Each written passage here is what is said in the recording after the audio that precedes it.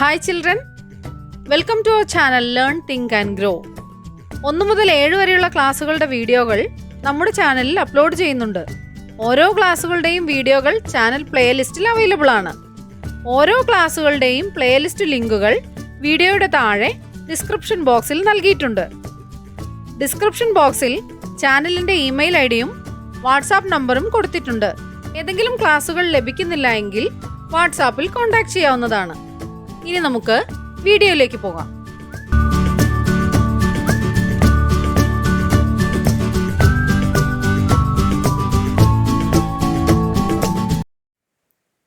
Unit 6 മേളിതം. Murali കണ്ട കഥകളി. കേരളത്തിൻ്റെ വിഖ്യാത കലാരൂപമായ കഥകളിയെക്കുറിച്ചുള്ള പാഠഭാഗമാണ് മുരളി കണ്ട കഥകളി. കഥകളി കാണാനായി മുരളി അച്ഛനോടൊപ്പം എത്തുമ്പോൾ സദസ്സ് തിങ്ങി നിറഞ്ഞിരുന്നു. ഇത്ര വലിയ ആൾക്കൂട്ടം ഉണ്ടായിരിക്കുമെന്ന് മുരളി വിചാരിച്ചിരുന്നില്ല. കലാപരിപാടികൾക്കു വേണ്ടി പ്രത്യേകം തയ്യാറാക്കിയിരിക്കുന്ന രംഗമണ്ഡപം ഉയർന്നു മുന്നിൽ കാണുന്നു. അവിടെ ഒരു തട്ടുപന്തലും ഇട്ടിട്ടുണ്ട്. സ്റ്റേജിന്റെ മുൻപിലായി ഒരു വലിയ നിലവിളക്ക്. അതിന് ഏകദേശം 3-3.5 അടി പൊക്കം വരും. അതിലെ ദീപനാളം പന്തം പോലെ പ്രകാശിക്കുന്നു. സ്റ്റേജിനു പുറകിൽ മേളക്കാർ നിൽപ്പുണ്ട്. മദ്ദളവും ചേങ്ങിലയും ഇലത്താളവും ചേർന്നുള്ള മേളം തുടങ്ങിക്കഴിഞ്ഞു. ചെണ്ട എടുത്തിട്ടില്ല. എന്താ അച്ഛാ ചെണ്ടക്കാരൻ വരാത്തത്? മുരളി അന്വേഷിച്ചു. ഈ കൊട്ടിന് ശുദ്ധ മദ്ദളം എന്നാണ് പറയുക. അരങ്ങത്തെ കേളിയെന്നും കേളിക്കൈയെന്നും പറയും. അതിന് ചെണ്ട ഉപയോഗിക്കില്ല, അച്ഛൻ പറഞ്ഞുകൊടുത്തു. കുറേ കഴിഞ്ഞപ്പോൾ ഒരു തിരശീല കൊണ്ടുവന്ന് 2 പേർ ഓരോ അറ്റത്തുമായി പിടിച്ചു. അകത്തുനിന്നു പാട്ടുകാരുടെ ആ എന്ന രാഗവിസ്താരവും ആരംഭിച്ചു. കളി തുടങ്ങാറായെന്നു മുരളിക്ക് തോന്നി. നമുക്ക് മുൻപിൽ പോയിരിക്കാം, അവൻ പറഞ്ഞു. വരട്ടെ, ഇപ്പോഴേ പോയിരുന്നാൽ മുഷിയും. പല ചടങ്ങുകളും ഇനി കഴിയാനുണ്ട്. എന്നിട്ടേ കഥ ആരംഭിക്കുകയുള്ളൂ. ഇപ്പോൾ നമുക്ക് ഒരു വശം ചേർന്നു നിൽക്കാം എന്നു പറഞ്ഞ് അച്ഛൻ മുരളിയെ മുൻപിൽ നിർത്തി. താൻ പുറകിലായി നിന്നു. തിരശീലയ്ക്കുള്ളിൽ ഏതോ വേഷം വന്ന് ചുവട് വച്ച് അമർന്നു കളിക്കുന്നുണ്ട്. തിരശീല താഴ്ത്താത്തത് എന്താണച്ചാ? അവൻ ചോദിച്ചു. ഇപ്പോൾ താഴ്ത്തുകയില്ല, തോടയമാണ് ഈ ചടങ്ങ്, അച്ഛൻ പറഞ്ഞു. തോടയമോ? അതെ, ഈശ്വരനെ പ്രാർത്ഥിക്കുകയാണ്. ഏതു കാര്യവും തുടങ്ങുന്നത് ഈശ്വര സ്തുതിയോടുകൂടി ആയിരിക്കണമെന്നാണ് പണ്ടത്തെ ആളുകളുടെ പക്ഷം. ഈ വേഷം എന്താ ചെയ്യുന്നേ?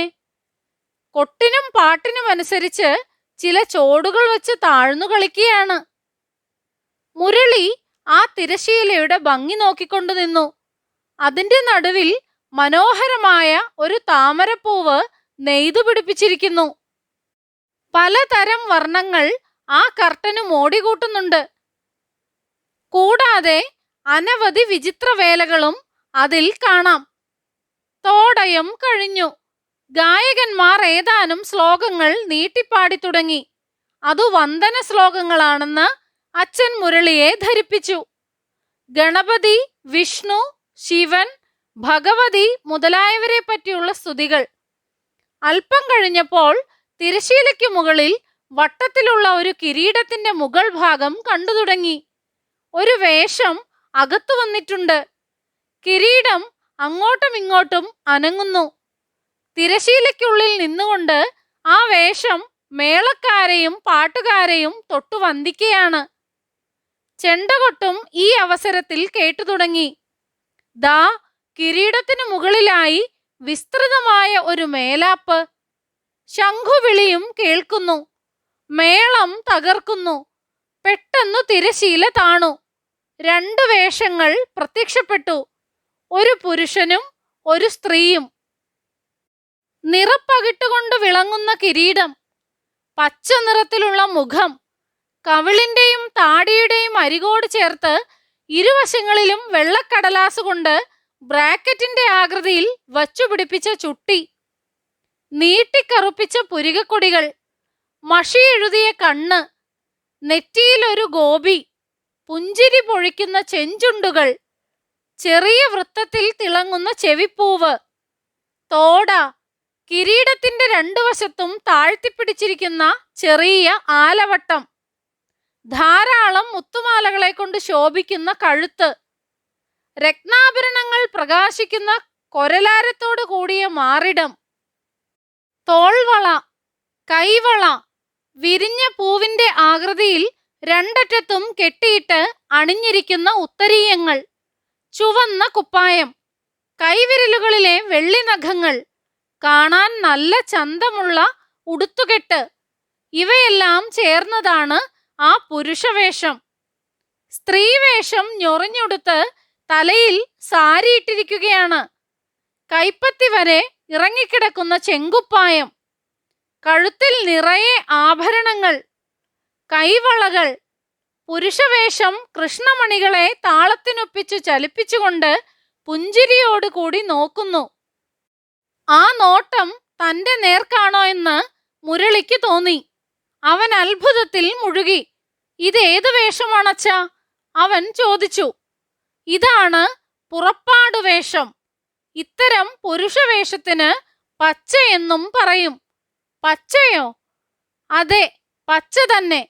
നല്ല സ്വഭാവത്തോടു കൂടിയ കഥാപാത്രങ്ങൾക്കെല്ലാം പച്ചവേഷമാണ്. അതാരൊക്കെയാണ്? ധർമ്മപുത്രർ, ശ്രീകൃഷ്ണൻ, നളൻ തുടങ്ങിയവരെ നീ കേട്ടിട്ടില്ലേ? അവരൊക്കെ പച്ചവേഷക്കാരാണ്. പുറപ്പാടിലെ വേഷങ്ങൾ കഥയിലെ നായകനും നായികയുമാണെന്നാണ് സങ്കല്പം. അവർക്ക് പ്രത്യേകിച്ച് അഭിനയമൊന്നുമില്ല. കുറെ കഴിഞ്ഞു സ്ത്രീവേഷം പോയി.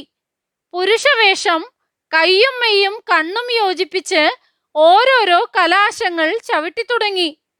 താളമേളങ്ങൾക്കൊപ്പിച്ചുള്ള ആ നൃത്തം ഒരു പ്രത്യേക രീതിയിലുള്ളതായിരുന്നു. കാണാൻ കൗതുകമുണ്ട്. എങ്കിലും കുറെ നേരം അത് നോക്കിക്കൊണ്ടിരുന്നപ്പോഴേക്കും മുരളിക്ക് മുഷിഞ്ഞു. എന്താ അച്ഛാ കഥ തുടങ്ങാത്തത്? അവൻ അക്ഷമനായി ചോദിച്ചു. മുരളി കണ്ട കഥകളി പ്രൊഫസർ അമ്പലപ്പുഴ രാമവർമ്മ. എന്തെല്ലാം കാര്യങ്ങളാണ് കൂട്ടുകാരെ ഈ പാഠഭാഗത്ത് പറഞ്ഞിരിക്കുന്നത്? കഥകളി കാണാനായി മുരളി അച്ഛനോടൊപ്പം പോയി. അവിടെ ചെന്നപ്പോഴോ സദസ്സ് തിങ്ങി നിറഞ്ഞിരുന്നു. പിൻഭാഗത്ത് മേളക്കാർ നിൽക്കുന്നു. അരങ്ങു കേളി ആരംഭിച്ചു. ആ ചടങ്ങിൽ എന്താണ് ചെണ്ട ഉപയോഗിക്കാത്തതെന്ന് മുരളി അച്ഛനോട് ചോദിക്കുന്നു. അപ്പോൾ അച്ഛൻ പറയുന്നു, അരങ്ങു കേളിയിൽ ചെണ്ട ഉപയോഗിക്കാറില്ല. കുറെ കഴിഞ്ഞപ്പോൾ രണ്ടുപേർ തിരശീല പിടിച്ചു. പാട്ടുകാർ രാഗവിസ്താരം തുടങ്ങി. മുൻപിൽ പോയിരിക്കാമെന്ന് മുരളി പറഞ്ഞപ്പോൾ ഇനിയും ഏറെ ചടങ്ങുകളുണ്ട്, ഇപ്പോൾ തന്നെ പോയാൽ മുഷിയുമെന്ന് മുരളിയോട് അച്ഛൻ പറയുന്നു. പിന്നെയോ തോടയം എന്ന ചടങ്ങ് ആരംഭിച്ചു. അതിനെക്കുറിച്ച് മുരളിയുടെ സംശയങ്ങൾക്കും അച്ഛൻ മറുപടി പറഞ്ഞു. തോടയം എന്താണ്? ഈശ്വരനെ പ്രാർത്ഥിക്കുന്ന ചടങ്ങാണ് തോടയം. പിന്നെ മുരളി എന്താ ചെയ്തത്? അവിടെ രണ്ടാളുകൾ പിടിച്ച ആ തിരശീലയുടെ ഭംഗി ആസ്വദിച്ചുകൊണ്ട് നിന്നു. പിന്നീട് വന്ദന ശ്ലോകം ആരംഭിച്ചു. തുടർന്ന് തിരശീല താഴുകയും പുറപ്പാട് വേഷങ്ങൾ പ്രത്യക്ഷപ്പെടുകയും ചെയ്തു. പുറപ്പാട് വേഷം എന്നാൽ കഥകളിയിലെ പച്ചവേഷമാണ്. പച്ചവേഷവും മിനുക്കുവേഷവുമാണ് പുറപ്പാട് വേഷങ്ങളായി പ്രത്യക്ഷപ്പെട്ടത്. രണ്ടു വേഷങ്ങളുടെയും പ്രത്യേകതകൾ നേരിട്ട് കണ്ടും അച്ഛനോട് ചോദിച്ചറിഞ്ഞു മുരളി മനസ്സിലാക്കി. പച്ചവേഷത്തിന്റെ പ്രത്യേകത എന്താണ്? നിറപ്പകിട്ടുകൊണ്ട് വിളങ്ങുന്ന കിരീടം, പച്ച നിറത്തിലുള്ള മുഖം, കവിളിന്റെയും താടിയുടെയും അരികോട് ചേർത്ത് ഇരുവശങ്ങളിലും വെള്ളക്കടലാസ് കൊണ്ട് ബ്രാക്കറ്റിന്റെ ആകൃതിയിൽ വച്ചുപിടിപ്പിച്ച ചുട്ടി, നീട്ടിക്കറുപ്പിച്ച പുരികക്കൊടികൾ, മഷി എഴുതിയ കണ്ണ്, നെറ്റിയിലൊരു ഗോപി, പുഞ്ചിരി പൊഴിക്കുന്ന ചെഞ്ചുണ്ടുകൾ, ചുവന്ന ചുണ്ടുകൾ, പിന്നെയോ ചെറിയ വൃത്തത്തിൽ തിളങ്ങുന്ന ചെവിപ്പൂവ്, തോട, കിരീടത്തിന്റെ രണ്ടു വശത്തും താഴ്ത്തിപ്പിടിച്ചിരിക്കുന്ന ചെറിയ ആലവട്ടം, ധാരാളം മുത്തുമാലകളെ കൊണ്ട് ശോഭിക്കുന്ന കഴുത്ത്, തോൾവള, കൈവള, വിരിഞ്ഞ പൂവിന്റെ ആകൃതിയിൽ രണ്ടറ്റത്തും കെട്ടിയിട്ടണിഞ്ഞിരിക്കുന്ന മേൽമുണ്ട് അഥവാ ഉത്തരീയങ്ങൾ, പിന്നെയോ ചുവന്ന കുപ്പായം, കൈവിരലുകളിലെ വെള്ളിനഖങ്ങൾ, പിന്നെ കാണാൻ നല്ല ചന്തമുള്ള ഉടുത്തുകെട്ട്, ഇവയെല്ലാം ചേർന്നതാണ് പുരുഷവേഷം. സ്ത്രീവേഷത്തിന്റെ പ്രത്യേകത എന്താണ്? സ്ത്രീവേഷം ഞൊറിഞ്ഞുടുത്ത് തലയിൽ സാരി ഇട്ടിരിക്കുകയാണ്. കൈപ്പത്തി വരെ ഇറങ്ങിക്കിടക്കുന്ന ചെങ്കുപ്പായം, ചുവന്ന കുപ്പായം, കഴുത്തിൽ നിറയെ ആഭരണങ്ങൾ, കൈവളകൾ, ഇവയെല്ലാമാണ് സ്ത്രീവേഷത്തിന്റെ പ്രത്യേകത. സ്ത്രീവേഷം മിനുക്കുവേഷമാണ്. കഥകളി കണ്ടുകൊണ്ടിരിക്കെ കുറച്ചു സമയം കഴിയുമ്പോഴേക്കും സ്ത്രീവേഷം വേദിയിൽ നിന്ന് പോവുകയും പുരുഷവേഷം കലാശം ചവിട്ടി തുടങ്ങുകയും ചെയ്തു. അല്പനേരം ആ നൃത്തം കണ്ടിരുന്ന മുരളി കഥ ആരംഭിക്കുന്നതിനെ കുറിച്ച് ചിന്തിക്കുകയാണ്. അച്ഛനോട് ചോദിക്കുകയാണ്, എന്താണ് അച്ഛാ കഥ തുടങ്ങാത്തത്?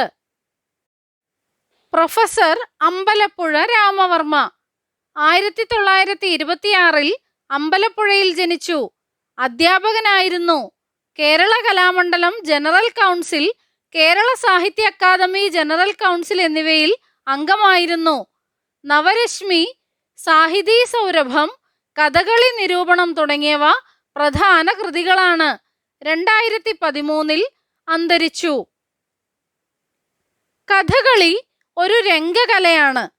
പാട്ടിനും താളമേളങ്ങൾക്കും അനുസരിച്ച് കഥ അഭിനയിച്ചു കാണിക്കുന്ന കലയാണിത്. അംഗങ്ങൾ കൊണ്ടു കാണിക്കുന്ന ചേഷ്ടകളായ ആംഗികാഭിനയം, വേഷഭൂഷകൾ കൊണ്ടുണ്ടാക്കുന്ന ആഹാര്യാഭിനയം, ഭാവങ്ങളിൽ നിന്നുണ്ടാകുന്ന സ്വാത്വികാഭിനയം, വാചികാഭിനയം എന്നിവ ചേർന്ന നടനകലയാണ് കഥകളി. കഥകളിയുടെ സാഹിത്യരൂപമാണ് ആട്ടക്കഥ. ആടുന്നതിനുള്ള കഥ എന്ന അർത്ഥത്തിലാണ് ഈ പേര് പറയുന്നത്. കണ്ടെത്താം. കഥകളിയുടെ ആരംഭത്തിലുള്ള പ്രധാന ചടങ്ങുകൾ ഏതെല്ലാമാണ്? അരങ്ങുകേളി, തോടയം, വന്ദന ശ്ലോകം, പുറപ്പാട്, കേളി എന്നിവയാണ് കഥകളിയുടെ ആരംഭത്തിലുള്ള പ്രധാന ചടങ്ങുകൾ. കഥകളിയിലെ പച്ചവേഷത്തിന്റെ പ്രത്യേകതകൾ എന്തെല്ലാമാണ്? തിളങ്ങുന്ന കിരീടം, പച്ച നിറത്തിലുള്ള മുഖം, താടിയോട് ചേർത്ത് വയ്ക്കുന്ന ചുട്ടി, നീണ്ടു കറുത്ത പുരികം, മഷി എഴുതിയ കണ്ണ്, നെറ്റിയിൽ ഗോപി, ചെവിപ്പൂവ്, തോട, ആലവട്ടം, കഴുത്തിലെ മുത്തുമാല, കൊരലാരം കെട്ടിയ മാറ്, കൈവള, ഉത്തരീയം, ചുവന്ന കുപ്പായം, ഉടുത്തുകെട്ട്, ഇവയെല്ലാമാണ് പച്ചവേഷത്തിന്റെ പ്രത്യേകതകൾ. സ്ത്രീവേഷത്തെക്കുറിച്ച് പാഠഭാഗത്ത് പറയുന്ന കാര്യങ്ങൾ എന്തൊക്കെയാണ്? സ്ത്രീവേഷം ഞൊറിഞ്ഞുടുത്ത് തലയിൽ സാരി ഇട്ടിരിക്കുന്നു. കൈപ്പത്തി വരെ ഇറങ്ങിക്കിടക്കുന്ന ചെങ്കുപ്പായം, കഴുത്തിൽ നിറയെ ആഭരണങ്ങൾ, കൈവളകൾ, ഇവയെല്ലാമാണ് സ്ത്രീവേഷത്തിന്റെ പ്രത്യേകതകൾ. കഥകളിയിൽ ഉപയോഗിക്കുന്ന തിരശീലയുടെ പ്രത്യേകതകൾ എന്തെല്ലാം? നടുവിൽ താമരപ്പൂവ് നെയ്തു പിടിപ്പിച്ച തിരശീലയിൽ പലതരം വർണ്ണങ്ങളും വിചിത്രവേലകളും കാണാം. സമാനാർത്ഥമുള്ള പദങ്ങൾ കണ്ടെത്തി എഴുതൂ. മനോഹരം, മനോഹരം, സുന്ദരം, ശോഭനം. പൂവ്, പുഷ്പം, കുസുമം. കൈ, കരം, ഹസ്തം. പദങ്ങൾ കണ്ടെത്താം. ചെഞ്ചുണ്ട്, ചെങ്കുപ്പായം. ഇതുപോലെ ചെം ചേർന്നു വരുന്ന കൂടുതൽ പദങ്ങൾ കണ്ടെത്തി എഴുതൂ. ചെഞ്ചുണ്ട്, ചെഞ്ചുണ്ടെന്നാൽ ചുവന്ന ചുണ്ട് എന്നാണ്. ചെങ്കുപ്പായം ചുവന്ന കുപ്പായം. ചെമ്പനിനീർച്ചെടി, ചുവന്ന പനിനീർച്ചെടി. ചെമ്മാനം, ചുവന്ന മാനം. ചെമ്പട്ട്, ചുവന്ന പട്ട്. ചെങ്കടൽ, ചുവന്ന കടൽ. ചെങ്കോട്ട, ചുവന്ന കോട്ട, ചുവന്ന നിറമുള്ള കോട്ട. ചെഞ്ചീര, ചുവന്ന നിറത്തിലുള്ള ചീര. ചെഞ്ചായം, ചുവന്ന നിറത്തിലുള്ള ചായം. ചെന്താമര, ചുവന്ന താമര, ചുവന്ന നിറത്തിലുള്ള താമര. ഇതുപോലെയുള്ള കൂടുതൽ വാക്കുകൾ കൂട്ടുകാർ കണ്ടെത്തി എഴുതുക. മാറ്റി എഴുതാം. താളമേളങ്ങൾ, താളവും മേളവും. തന്നിട്ടുള്ളതുപോലെ താഴെ കൊടുത്ത വാക്കുകൾ മാറ്റി എഴുതൂ. കളിച്ചിരി, കളിയും ചിരിയും. ആടയാഭരണങ്ങൾ, ആടയും ആഭരണവും. ആട എന്നാൽ വസ്ത്രമെന്നാണ്. ഇതുപോലുള്ള പദങ്ങൾ പാഠത്തിനു പുറത്തുനിന്ന് കണ്ടെത്തി എഴുതൂ. സുഖദുഃഖങ്ങൾ, സുഖവും ദുഃഖവും. അച്ഛനും അമ്മയും, അച്ഛനമ്മമാർ. രാമലക്ഷ്മണന്മാർ, രാമനും ലക്ഷ്മണനും. കൈകാലുകൾ, കൈയും കാലും. നന്മതിന്മകൾ, നന്മയും തിന്മയും. ഇതുപോലെയുള്ള കൂടുതൽ വാക്കുകൾ കൂട്ടുകാർ കണ്ടെത്തി എഴുതുക. തിരിച്ചറിയാം. വാദ്യോപകരണങ്ങൾ ചിത്രം നോക്കി തിരിച്ചറിയൂ. ആദ്യത്തെ ചിത്രം ഏതിൻ്റെയാണ്? ചെണ്ടയാണ്. രണ്ടാമത്തേത് ഇലത്താളം, കൊമ്പ്, ശംഖ്, മദ്ദളം, ചേങ്ങില, ഇടയ്ക്ക. ചെണ്ട അസുരവാദ്യമെന്നറിയപ്പെടുന്നു. മുഖരിതമായതുകൊണ്ട് തന്നെ ചെണ്ടയ്ക്ക് ആസുരഭാവമാണുള്ളത്. തുകൽ കൊണ്ടു നിർമ്മിക്കുന്നു. ഇലത്താളം ഓടുകൊണ്ടുണ്ടാക്കിയ 2 തകിടുകൾ പഞ്ചവാദ്യത്തിൽ ഉൾപ്പെടുന്നു. കൊമ്പ് ചെണ്ടമേളത്തിലെ പഞ്ചാരി, പാണ്ടി മുതലായ മേളങ്ങൾക്ക് കൊഴുപ്പ് കൂട്ടാനായി ഉപയോഗിക്കുന്നു. ലോഹനിർമ്മിതമാണ് കൊമ്പ്. ശംഖ് വാദനം അഥവാ വായന ഇല്ലാത്തതുകൊണ്ട് വാദ്യോപകരണം എന്ന് പറയാൻ കഴിയില്ല. പഞ്ചവാദ്യത്തിൽ ഉൾപ്പെടുന്നില്ല. പഞ്ചവാദ്യത്തിന്റെ തുടക്കത്തിൽ ഓങ്കാരധ്വനിയുണ്ടാക്കാൻ ശംഖ് ഉപയോഗിക്കുന്നു. മദ്ദളം തീവ്ര ശ്രുതിയോട് കൂടിയ ഒരു തുകൽവാദ്യമാണ് മദ്ദളം. ചേങ്ങില വാദ്യഘോഷത്തിലെ കാലപ്രമാണം ക്രമപ്പെടുത്താൻ ഉപയോഗിക്കുന്നു. ഓടുകൊണ്ടുള്ള തകിടാണ് ചേങ്ങില. ഇടയ്ക്ക പഞ്ചവാദ്യത്തിൽ ഉൾപ്പെട്ട വാദ്യമാണ് ഇടയ്ക്ക. പശുവിന്റെ വയറിനകത്തുള്ള നേരിയ ചർമ്മം കൊണ്ടുണ്ടാക്കുന്നു. സപ്തസ്വരങ്ങൾ നേരിട്ട് വായിക്കുന്നു.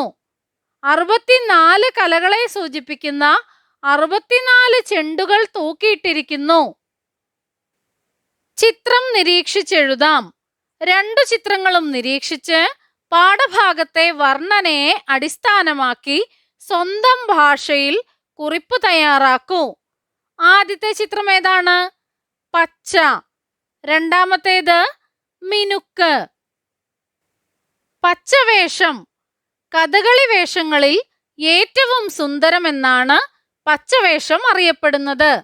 മുഖത്ത് പച്ച നിറത്തിലുള്ള മനയോല തേക്കുന്നത് കൊണ്ടാണ് ഈ വേഷത്തിന് പച്ച എന്ന പേര് ലഭിച്ചത്. ചുമന്ന കുപ്പായവും കേശഭാരവും കിരീടവുമാണ് ഈ വേഷത്തിന് സാധാരണ ഉപയോഗിക്കുന്നത്. സത്വഗുണപ്രധാനരായ രാജാക്കന്മാർക്കും ചില ഉപനായകർക്കുമാണ് പച്ചവേഷം വിധിച്ചിട്ടുള്ളത്. ധീരോദാത്തത, ധീരശാന്തത, ലാളിത്യം തുടങ്ങിയ ഭാവങ്ങളാണ് സാമാന്യമായി കാണുന്നത്. ശൃംഗാരമോ വീരമോ സ്ഥായിയായ രസമായിരിക്കും. ഹരിചന്ദ്രൻ, രുക്മാംഗദൻ, നളൻ, ധർമ്മപുത്രൻ, അർജുനൻ, കൃഷ്ണൻ, ശ്രീരാമൻ, ഉത്തരൻ, ഋതുപർണൻ തുടങ്ങിയവർക്കെല്ലാം പച്ചവേഷമാണ്. പച്ചയുടെ നായകത്വവും ആഭിജാത്യവും മറ്റു വേഷങ്ങൾക്കില്ല. ശ്രീരാമലക്ഷ്മണന്മാർ, കുശലവന്മാർ, ശ്രീകൃഷ്ണൻ എന്നിവർക്ക് പീലിമുടി ഉപയോഗിക്കുന്നു. മിനുക്ക്. ബ്രാഹ്മണർ, ഋഷിമാർ, സ്ത്രീകൾ, സൂതന്മാർ, ആശാരി, മല്ലൻ എന്നിവർക്ക് കഥകളിയിൽ ഉപയോഗിക്കുന്ന വേഷമാണ് മിനുക്ക്. ലൗകിക സമ്പ്രദായങ്ങളോട് ഏറ്റവും അടുത്തു പോകുന്ന കഥകളി വേഷമാണ് മിനുക്ക്. ഓരോ വിഭാഗത്തിൻ്റെയും ഉടുത്തുകെട്ടിലും അലങ്കാരങ്ങളിലും ചില വ്യത്യാസങ്ങളുമുണ്ട്. മുഖം മിനുക്കലും തിലകം ചാർത്തലും ശിരോവസ്ത്രം, മെയ്യാഭരണങ്ങൾ തുടങ്ങിയവ അണിയലും സ്ത്രീവേഷത്തിന്റെ പ്രത്യേകതകളാണ്. കുലീനത്വമുള്ള സ്ത്രീവേഷം തലയിൽ കൊണ്ട കെട്ടും. സ്ത്രീവേഷം ലാസ്യപ്രധാനമായതുകൊണ്ട് ചെണ്ടമേളം പതിവില്ല. കേരള കലാമണ്ഡലം. കേരളീയ കലകൾ സംരക്ഷിക്കുന്നതിനും പഠിപ്പിക്കുന്നതിനുമായി മഹാകവി വള്ളത്തോൾ നാരായണ മേനോൻ സ്ഥാപിച്ചതാണ് കേരള കലാമണ്ഡലം. തൃശൂർ ജില്ലയിലെ ചെറുതുരുത്തി എന്ന ഗ്രാമത്തിൽ ഭാരതപ്പുഴയുടെ തീരത്താണ് ഇത് സ്ഥിതി ചെയ്യുന്നത്. 1930 നവംബർ 9 കലാമണ്ഡലം പ്രവർത്തനം തുടങ്ങിയത്. മണക്കുളം മുകുന്ദരാജാവിന്റെ സഹായത്തോടെ മഹാകവി ആരംഭിച്ച ഈ സ്ഥാപനം ഇപ്പോൾ കേരള സർക്കാരിന്റെ കീഴിലാണ്. കഥകളി, മോഹിനിയാട്ടം, കൂടിയാട്ടം, തുള്ളൽ, ചാക്യാർകൂത്ത്, പഞ്ചവാദ്യം തുടങ്ങിയ കലകൾ ഇവിടെ അഭ്യസിപ്പിക്കുന്നു. കേരള കലാമണ്ഡലം ഇപ്പോൾ കൽപ്പിത സർവകലാശാലയാണ്. എത്ര കലകൾ! കഥകളിയെക്കുറിച്ച് കുറച്ചു കാര്യങ്ങൾ നാം മനസ്സിലാക്കി. ഇതുപോലെ നിരവധി കലകളാൽ സമ്പന്നമാണ് കേരളം. തന്നിട്ടുള്ള ചിത്രങ്ങൾ നോക്കി കലാരൂപങ്ങൾ തിരിച്ചറിയുക. ആദ്യത്തെ ചിത്രം നോക്കൂ. ഏത് കലാരൂപമാണ്? ഒപ്പനയാണ്. മലബാർ മാപ്പിള സംസ്കാരത്തിന്റെ സംഭാവനയാണ് ഒപ്പന. കല്യാണത്തിനാണ് പ്രധാനമായും ഒപ്പന പാടുന്നത്. അടുത്ത ചിത്രം ഏതാണ്? മാർഗം കളി. 400 വർഷത്തോളം പഴക്കമുള്ള ഒരു നൃത്തകലാരൂപമാണ് മാർഗം കളി. ക്രിസ്തീയ ആചാരങ്ങളും കേരളീയ സംസ്കാരവും സമന്വയിക്കുന്ന കലാരൂപമാണ് മാർഗം കളി. അടുത്ത ചിത്രം ഏതിൻ്റെതാണ്? തിരുവാതിരക്കളി. കേരളത്തിലെ സ്ത്രീകൾ പരമ്പരാഗതമായി ആഘോഷിച്ചു വരുന്ന ഒരു ഉത്സവമാണ് ധനുമാസത്തിലെ തിരുവാതിര. തിരുവാതിര ആഘോഷത്തിന് ഒട്ടേറെ ചടങ്ങുകളുണ്ട്. ആ ചടങ്ങുകളിൽ പ്രധാനപ്പെട്ട ഒന്നാണ് തിരുവാതിരക്കളി. പൂരിപ്പിക്കാം. താഴെ കൊടുത്ത വാക്യങ്ങൾ ശ്രദ്ധിക്കൂ.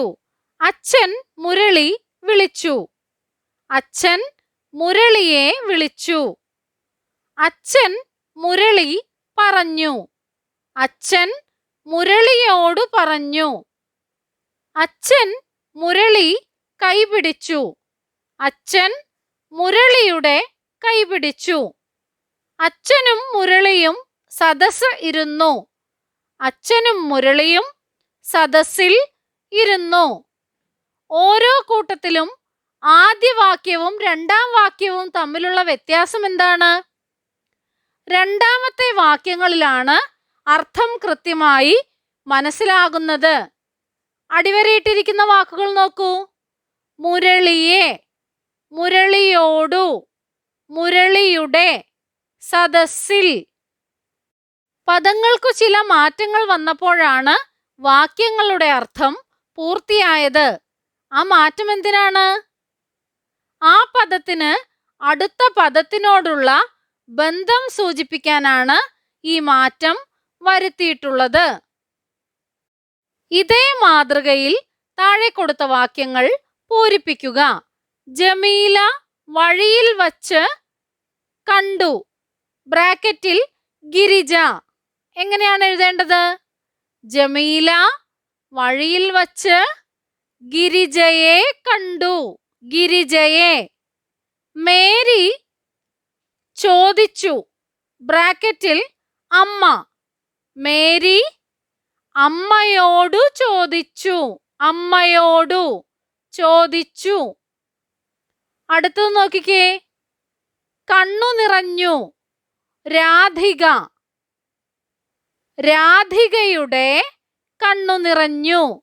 രാധികയുടെ. ആരതി കയറി ജനൽ തുറന്നു. ബ്രാക്കറ്റിൽ മുറി എന്ന് തന്നിട്ടുണ്ട്. ആരതി മുറിയിൽ കയറി ജനൽ തുറന്നു. മുറിയിൽ. പുസ്തകം വായിച്ചു. നളിനി. നളിനി പുസ്തകം വായിച്ചു. ഗിരിജ എന്നുള്ളതിനെ ഗിരിജയെ എന്നാണ് എഴുതേണ്ടത്. അമ്മ അമ്മയോട് ചോദിച്ചു. രാധികയുടെ കണ്ണു നിറഞ്ഞു.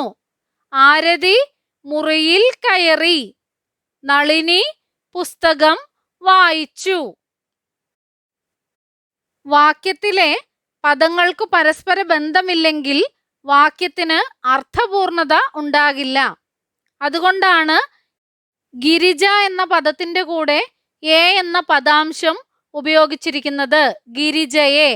എ എന്നതിന് പ്രത്യയം എന്നാണ് പേര്. ആദ്യത്തെ വാക്യത്തിൽ എ എന്നും രണ്ടാമത്തേതിൽ അമ്മയോട് ഓട് എന്നും മൂന്നാമത്തേതിലോ ഉടെ നാലാമത്തെ വാക്യത്തിൽ ഇല്ലെന്നും ഉപയോഗിച്ചിരിക്കുന്നു. നളിനി പുസ്തകം വായിച്ചു. അവിടെ നളിനിയുടെ എന്നെഴുതണോ? വേണ്ട. അവിടെ ആ വാക്യം അർത്ഥപൂർണമാണ്. നമ്മുടെ ചാനലിൽ അപ്ലോഡ് ചെയ്യുന്ന എല്ലാ വീഡിയോകളും കുട്ടികൾക്ക് ഉപകാരപ്പെടുന്നുവെന്നറിയിച്ച എല്ലാവർക്കും നന്ദി. 1 മുതൽ 7 വരെ ക്ലാസ്സുകളുടെ എല്ലാ വീഡിയോകളും നമ്മുടെ ചാനലിൽ അപ്ലോഡ് ചെയ്യുന്നതായിരിക്കും. അപ്ലോഡ് ചെയ്യുന്ന എല്ലാ വീഡിയോകളും കാണുന്നതിനായി ചാനൽ മെമ്പർഷിപ്പിൽ ജോയിൻ ചെയ്യാം. അതിനായി ചെയ്യേണ്ടത് ഇത്രമാത്രം. സബ്സ്ക്രൈബ് ബട്ടൺ അടുത്തായി ജോയിൻ എന്ന ബട്ടൺ കാണാം. അതിൽ ക്ലിക്ക് ചെയ്യുക. 1ഉം 2ഉം ക്ലാസ്സുകളുടെ വീഡിയോകൾ കാണുന്നതിനായി ഇവിടെ ക്ലിക്ക് ചെയ്യാം. 1 മുതൽ 4 വരെയുള്ള ക്ലാസ്സുകളുടെ വീഡിയോകൾ കാണുന്നതിനായി ഇവിടെ ക്ലിക്ക് ചെയ്യാം. 1 മുതൽ 7 വരെയുള്ള ക്ലാസ്സുകളുടെ വീഡിയോകൾ കാണുന്നതിനായി ഇവിടെ ക്ലിക്ക് ചെയ്യാം. ചാനലിൽ അപ്ലോഡ് ചെയ്യുന്ന എല്ലാ വീഡിയോകളും കാണുന്നതിനായി ഇവിടെ ക്ലിക്ക് ചെയ്യാം. Thank you.